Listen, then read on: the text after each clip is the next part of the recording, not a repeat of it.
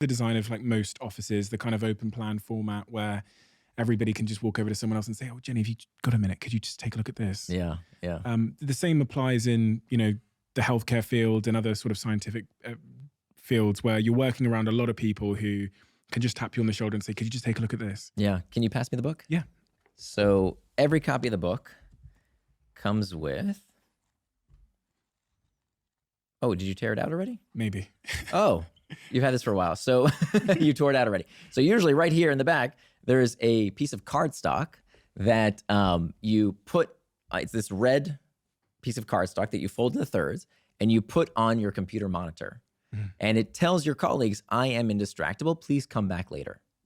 And that screen sign is a wonderful way. You put it on your computer monitor if you work in an open floor plan office that says, "Hey, I just need to be indistractable for a little bit," right? People say, "Well, why don't I just put on headphones?" Well, people think you're listening to an episode on YouTube or something. They don't realize that you're working with intent. So that's one easy way to do it. Another thing you can do is to start managing your manager. And this is something that all of us can start doing if we have bosses who, I hear this all the time, says, "Look, I'm indistractable. I followed all your techniques, but my boss keeps interrupting me. What do I do?" So one of the things you can do, one of the benefits of step 2 there, where you can make time for traction, is when you have a time box calendar, you have an artifact. You have something that you can physically print out and show to other people. So what I want folks to do when they say, "Look, my boss isn't leaving me alone when I need to work with that distraction. What do I do?"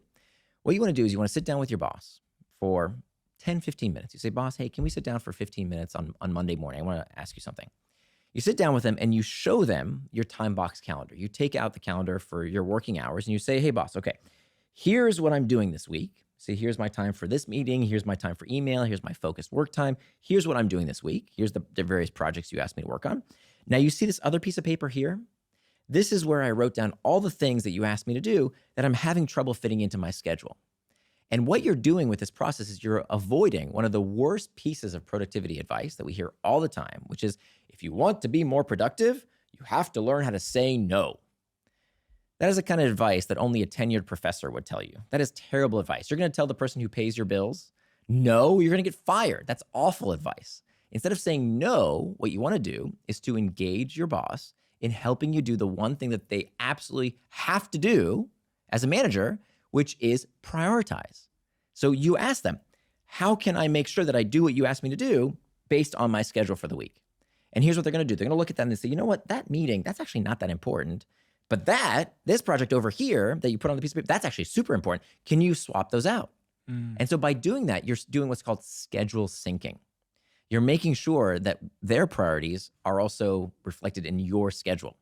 And bosses will worship the ground you walk on. They love this because every boss out there, every manager, we're wondering kind of what our people are doing, right? That's what they want to know, but they don't want to ask you that because they don't want you to feel like you're being micromanaged. So you're proactively doing that for them, and you're showing them, "Hey, this is the time when I need to do focused work. This is when I'm going to be indistractable."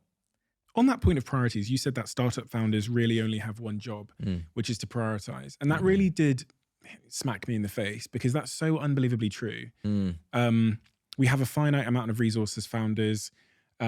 We have a lot of things we want to do. We have more things we want to do than time in the day.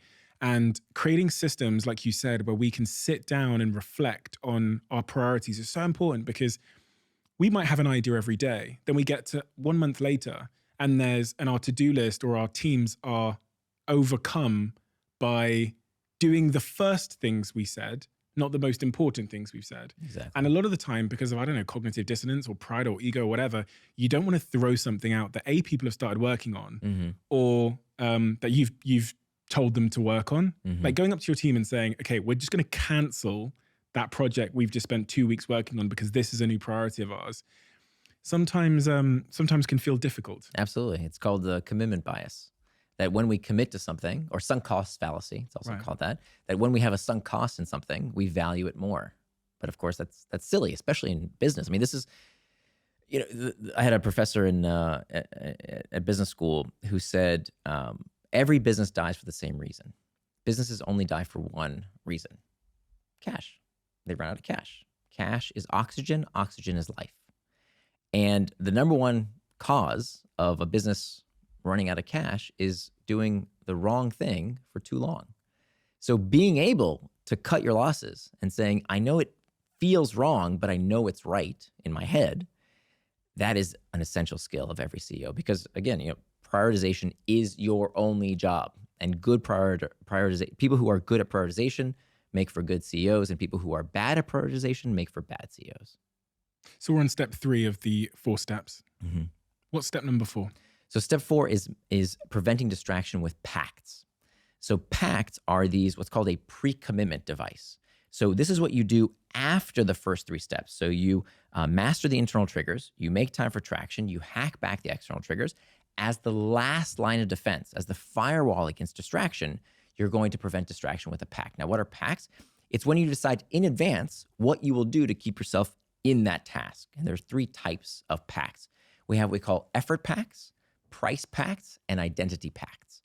An effort pact is when there's some bit of friction in between you and the thing you don't want to do. So it's just us and your millions of viewers here. So I'll get a little personal, okay? A few years ago, my wife and I, and again, we've been married for 22 years now. A few years ago, before I was writing this book, we noticed that our sex life was suffering. That every night we were going to bed and I was fondling my iPhone and she was caressing her iPad. You and me both. Right? And we were going to bed later and later. And not only were we not getting proper sleep, we all know how important rest is, our sex life was suffering. So when I started this research, I came across this this research around the importance of these effort pacts. And I went to the hardware store and I bought us this $10 outlet timer. Now this outlet timer, you plug it into the wall, and whatever you plug into that outlet timer will turn on or off at any time of day and night. So what did we do with that? We plugged in our internet router into this timer. So every night in our household at 10 p.m., the internet shuts off. Now, could I turn it back on? Of course I could, but I'd have to go under my desk, unplug this timer, reset it, and plug it back in. That would take effort. So I put some friction in between myself and the distraction, okay? And lo and behold, every night we all knew, okay, the internet's gonna shut down at 10 p.m., finish up whatever you need to do. And it gave me that bit of mindfulness to say, okay, do I really need to still, check email or social media or whatever silly thing I was doing? Or is it time to do what I said I was going to do, which is get some rest, go to bed, and maybe be intimate with my wife? People might hear that and go, you didn't need a timer to have sex with your wife. But I did. I did. Because look, in the moment, you're tired. You're just kind of drifting off. We've all done this, right? Where you're looking at something on the internet, and it's kind of harmless because she's brushing her teeth and I'm waiting, and just one thing leads to another, and before you know it, you've gone to bed later than you anticipated, and you've given up a lot in the process. So having that rule, again, having that time box calendar, that's step number 2, where we have in our calendars bedtime. Right? Why do we do that? Oh, I know, okay, eventually I'm going to go to sleep, but why do I have a bedtime in my calendar? And isn't it ironic for those of us who have children? We tell our children, you need a bedtime, right? We're adamant about how our children need bedtimes. But for us, we don't need a bedtime. And my daughter called us out on this. She said, Daddy, what's your bedtime? And she was absolutely right. We've all read these books. We all know how important sleep is. And yet we don't go to bed. It's crazy to me how many, I see this with multiple domains in health and fitness. We get nootropics and we get blackout curtains and we get, melatonin. Just go to bed on time. That's the number one reason people don't get enough sleep. They don't go to bed on time. So did I need an internet timer? Yeah, we all do, because this is what keeps us awake, right? We do all these interesting things. Again, the price of progress is that you can find anything you want at any time of day or night on the internet. So we do need these packs, again, as the last line of defense. It's not the first thing. I don't want people to listen to me and say, okay, fine, I'll get an internet timer, then I won't get distracted. No, if you don't first deal with the internal triggers that lead you to distraction, you'll find something else, right? But someone's also going to say, listen, you've got 4G internet on your phone, you've got cellular internet, so you can just go True. on. Again, but now it's effort. Yeah. Right? If I really wanted to lie to myself, of course I could. That's not the point, right? Yeah. That there's always a way. The point is it adds a bit of friction. Yeah. Right? It's that bit of effort that now I have to take. And more than anything, it's a statement you're making to Right. you and everyone in your social environment that at 10 p.m. is the shut-off time.